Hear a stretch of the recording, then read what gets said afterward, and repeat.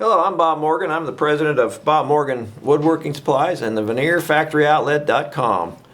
And today we're going to talk about terminology of wood veneers. And when I'm talking about terminology, I'm kind of referring mostly to these terms of FC and QC and Rift and Rotary and ribbon and tiger oak and different things like that. Most often the terminology has to do with the cutting method. In this particular case, you're looking at a flat cut. It's abbreviated F/C. Flat cut walnut, and this happens to be like a what I call a raw veneer. It's not back. There's no back on it. This comes right off of the off the log like this. At any rate, this is a flat cut walnut. In this particular flat cut example, we're looking at a very nice cathedral grain here. A lot of movement in this grain, and that's just exactly what you would expect very often with a flat cut type grain pattern.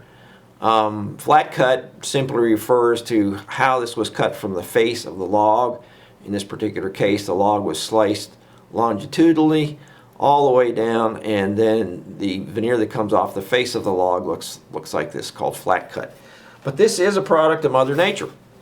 And so you're going to find that even though one flat cut veneer may exhibit a lot of cathedral and lots of movement, the next one may not exhibit quite as much at all. This is another flat cut walnut here. So it's a very nice grain, but it's still different than that first one. So I'm spending some time on the flat cut method because flat cut is the majority of the veneers that we sell are the flat cut veneers. Here's a flat cut red oak. There's not much movement in this grain pattern, not much of an effect of a cathedral, but it's still a flat cut.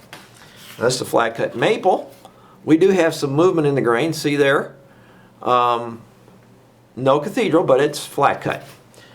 Now I'm going to move on to the rotary method, rotary cutting method, and what do you notice here? Well, you notice a lot of movement in the grain, and you notice that cathedral effect once again.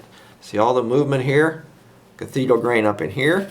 So that's reminiscent really of a flat cut grain, and yet if you compared this flat cut cathedral, for example, to the walnut cathedral, you're going to see this walnut cathedral is a lot narrower and tighter, the grain pattern.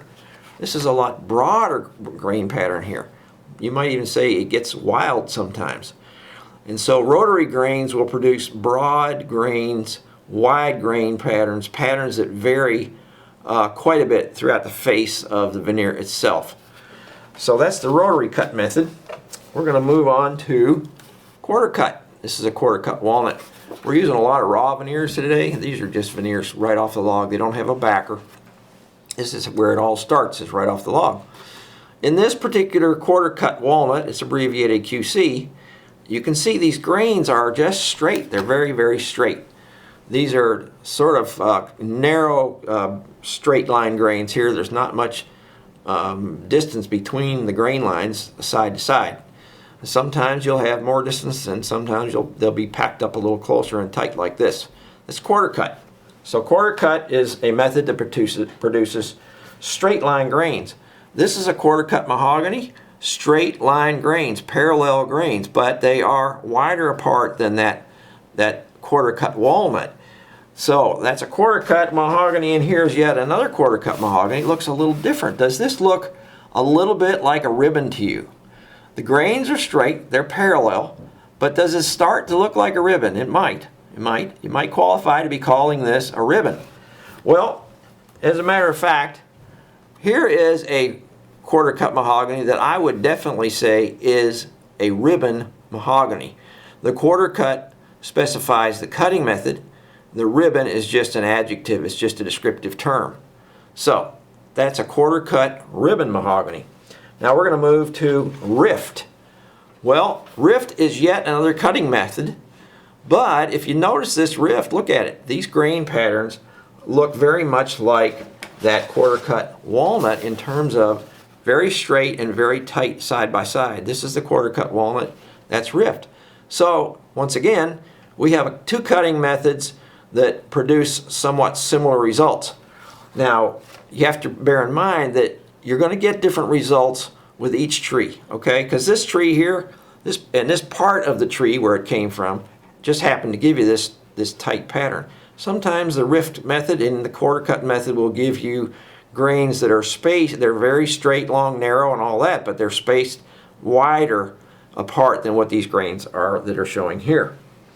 Now we're going to move to a quarter cut white oak that's called a quarter cut tiger oak pattern. So the tiger pattern doesn't have a thing to do with how it was cut. It has to do with when it was cut using the quarter cut method. These particular patterns were revealed. These are due to the medullary rings of the tree, and you can see why someone might think to call this a tiger pattern. It's because you have these stripes, and this pattern does vary quite a bit. Sometimes they're at right angles to the grain, sometimes they're kind of like this in a curved pattern, sometimes they're what we call a flaky, like a cornflake effect. All of this is called flake or tiger flake, and it varies considerably. So this is a fairly heavy, dense flake pattern that you're looking at. Sometimes there's not much flake at all, and yet it's still called quarter cut tiger oak. Here is a different veneer from a different tree, but it's a quarter cut tiger oak once again, and now you can see these tiger stripes on here. Quite heavy. This is a pretty heavily figured tiger oak. This is a nice good one. Tiger oak comes from large diameter trees and quite often from old growth logs. Kind of hard to come by nowadays, actually, the good stuff. Real hard to come by. So now we're going to move to what we want to talk about is figured. Well, what is figured? All right, you can look at this grain in here and you can see it swirling, going all crazy, the grain, the wood grain itself. But don't let that fool you, because figure doesn't have a thing in the world to do with grain. This maple here could just as easily have had very straight grains and not much movement in the actual wood grain itself, and it would still qualify as figured. This is heavily figured, as a matter of fact, because all of this variegated patterns of where the light shimmers here, you can see all this. All these looks like oil on water almost. That's figure. And figure just makes the light dance and glow and jump and dazzle, and particularly in certain lights, certain angles of the light. So that's figure. Now we're going to look at one more item here, and it's a figured walnut. Okay, you can see once again these patterns here. These are the figured patterns.